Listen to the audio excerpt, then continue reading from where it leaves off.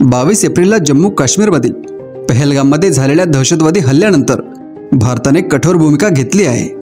आधी पाणी थांबवण्याचा निर्णय घेतला होता, पण आता त्यानंतर निर्णय घेतला औषध पुरवठा बंद करण्याचा। ही गोष्ट अनेकांना लहान वाटू शकते, पण पाकिस्तानसारख्या देशासाठी हे एक भूकंपासारखे आहे। कसं ते आपण व्हिडिओमध्ये पाहूयात। पाकिस्तानमध्ये सध्या औषधांबाबत मोठं संकट निर्माण झालं आहे।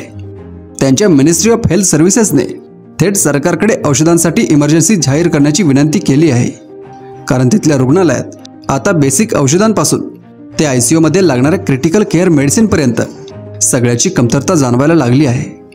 पाकिस्तान जे औषध आजपर्यंत वापरत होता त्यातली जवळपास 20% औषधं भारतातून थेट तयार स्वरूपात जायची, पण त्याहीपेक्षा महत्त्वाची गोष्ट म्हणजे औषध बनवण्यासाठी लागणारा API म्हणजेच ॲक्टिव्ह फार्मास्युटिकल इन्ग्रेडियंट्स, यापैकी 30 ते 40% पुरवठा भारत करत असे।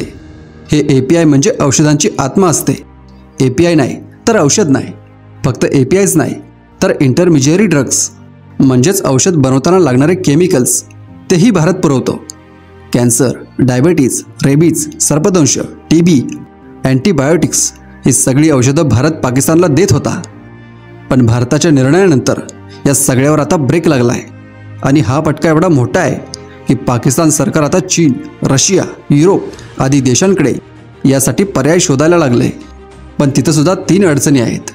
पहिली, या देशांकडून औषधं घ्यायला वेळ लागतो, कारण मेडिकल प्रॉडक्टसाठी जागतिक दर्जाचे सर्टिफिकेशन लागतात। दुसरी, चायनाचे API हे अत्यंत महागडे आहेत आणि क्वालिटीमध्ये खूप खराब आहेत। तिसरी आणि मुख्य अडचण, पाकिस्तानकडे परकीय चलनच उरलं नाही, त्यामुळे ते काहीच करू शकत नाहीत। IMF कडून मिळालेला मदतीचा निधी हप्त्यात संपत चालला आहे। डॉलर संपलेत आणि आता औषधं विकत घ्यायची म्हटली तर खरेदी कशी करणार? आज पाकिस्तानात फार्मास्युटिकल प्रोडक्शन अगदी कमी आहे।